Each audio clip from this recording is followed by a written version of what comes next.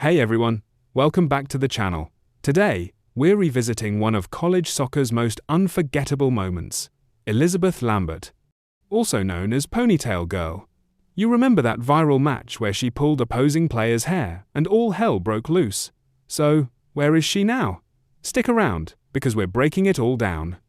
Elizabeth Lambert was a defender for the University of New Mexico Lobos.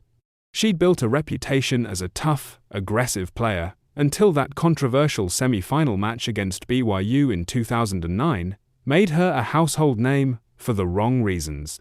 After that on-field meltdown, she was suspended and propelled into national fame as Ponytail Girl.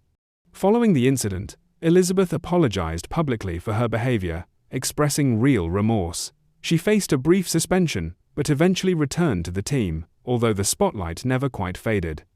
After graduation, she opted not to pursue professional soccer, choosing instead a quieter path. Where is Elizabeth Lambert now? As of now, Elizabeth Lambert is an adjunct professor at Bellevue University, according to her LinkedIn profile.